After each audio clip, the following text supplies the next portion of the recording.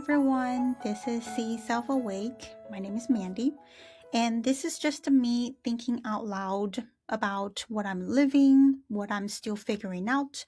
Not the polished version, but just the honest one, and maybe some of it meets you wherever you are.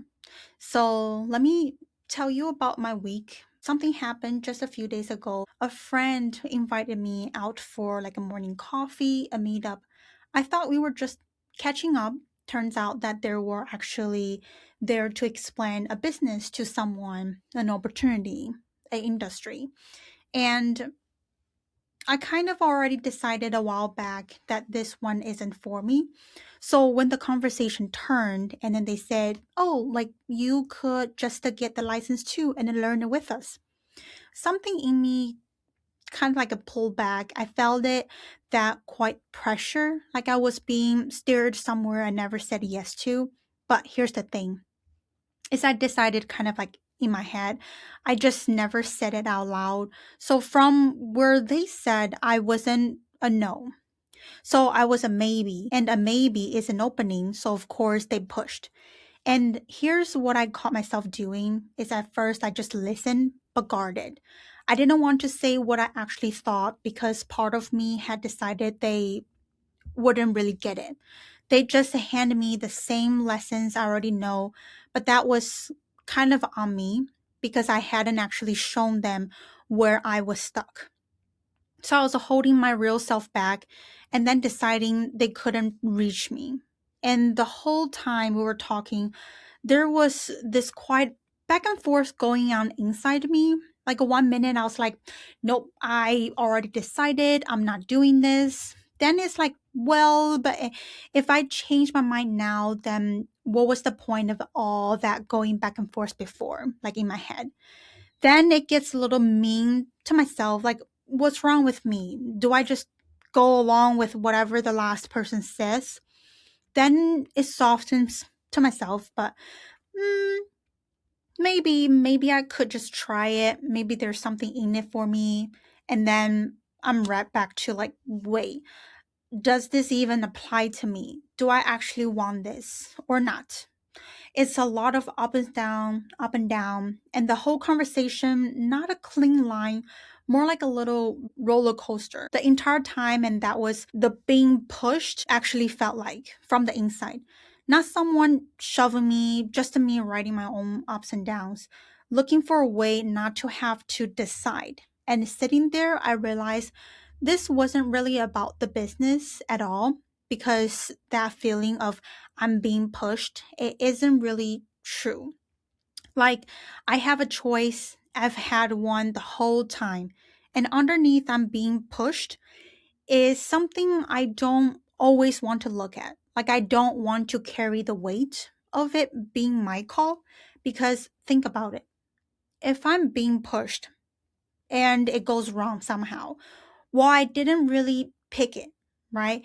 And if I'm being pushed and I refuse, I get to be the one who resisted. Either way, I don't have to own it. So that's the quiet comfort of feeling pushed.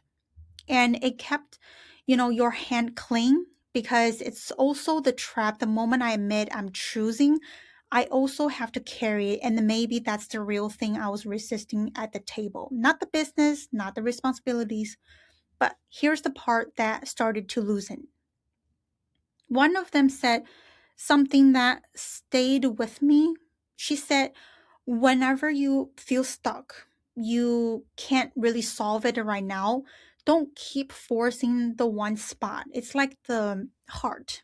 When a vessel is blocked, they don't always pry the blockage open. Sometimes they actually build a bypass, a new route so the block can flow again. And she said, don't sit alone, try to think your way out. You need to go out. Put yourself around people.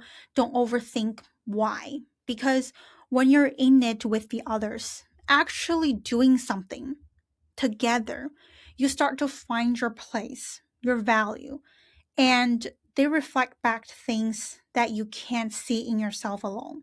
And honestly, I'd been doing that opposite, sitting by myself, trying to figure out my gift before I'd let myself go anywhere. Like I have to have the answer before I was allowed to move. And maybe value isn't something you find alone in your hand. Maybe it's something that shows up, the moment that you finally go out and let yourself be seen. And honestly, I felt a little of that. Even just sitting there, I'd walked in guarded with my answer already locked. And the moment I stopped defending and actually let myself be in with them, something actually loosened because I didn't have to take their road. I just had to stop pretending that I was being dragged onto it. And it made me think about something. Have you ever wondered why a whole shelf of books is just called self help? I think it's because anyone who's been through something already knows when you're in it, right in the middle of the dark, you can't always find the right person to hand you the right answer at the exact moment you need it. So you learn to kind of like help yourself, not because you want to be alone in it, just because no one is coming to lift you out on your schedule. And that's all self help really is. So, a mindset deciding I don't want to keep feeling this way. So, I'm going to go looking for my own way out. But here's the part the morning coffee gathering really reminded me of is helping yourself doesn't mean doing it all alone. Sometimes the way you help yourself is by finally letting other people in. And here's the deeper part is honestly it's the heart of this whole podcast is you can listen to anyone taking all the advice in the world, but if you haven't seen it for yourself yet, if you haven't come back to your own center and actually realize it, none of it moves you. It just sounds like noise, like someone nagging because what other people hand you is only method, a map of how they did it. The seeing that part, it has to be yours. And there's an old line that I really love is the one who tied the knot is the one who can untie it. And the person who tied your knot is you. So you're also the only one who can loosen them. That's what self help really means to me, not figuring it out all alone. It's actually open up enough to really hear, then come back to yourself and then let the realizing be yours. Because that's the only kind of change that actually holds. And there's one more thing I keep circling back to is for the longest time I thought I had to figure myself out first, know my gift, be sure, have the whole plan before I was even allowed to begin. But it doesn't actually work like that. You don't wait till you feel ready and then become someone. You actually just move. And then the moving is what slowly makes you that person. It's like what we always heard is fake it till you make it. You have to fake it and know how that feels like. And then one day while you're faking it, you basically just become that person. Your identity isn't decided by your past. It's decided by what you choose now. So you don't have to be sure. You just have to be willing to take just that one step before you're sure. And all of this connects to something I keep coming back to. So the day when you were born, you're actually handed a kind of a life menu, a map, already marked with milestones. Like, this is what you do at this age, this is what a good life looks like, written for you before you could even speak. And most people live by the map their whole lives, following someone else's markers to someone else's like finish line. But here's the harder question is the thoughts you called yours. Are they really yours or were they actually poured into you the day when you're born, the path that you grew up? So I don't really have a clean answer for you on this question. You have to really think about it and decide it for yourself. But here's one thing I've decided is I'm living it. A thought only earns a place on my menu when I've actually lived it, tried it, felt it, proved true, and all the way down. Maybe it started as someone else's words, but once I practice it and it changes me, it stops being borrowed. It actually becomes mine. So let me put it in another way is picture everyone on the same train, the same journey, same window, same scenery going by. But one person is asleep, one person is actually on their phone, and one is staring out somewhere else entirely, and one is actually watching the same train, completely different journeys.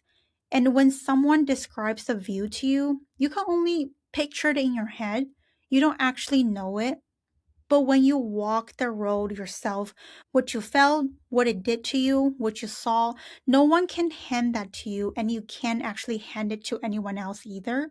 So I'm not trying to write you your menu. I'm just writing mine. And maybe that's the one thing we're saying is don't drift along on someone else's map. Go find your own scenery. So before you go, let's just sit with one thing together is where in your life do you feel pushed right now? And what might shift if you let yourself admit that you are the one who is choosing? You don't have to answer that today. Just kind of carry it with you. I really hope that you stop waiting until you're sure before your move. So go out, let yourself be seen. Your scenery is out there waiting for you, and I will see you next time. So see truly, live freely, and I'm Mandy, and this is See Self Awake.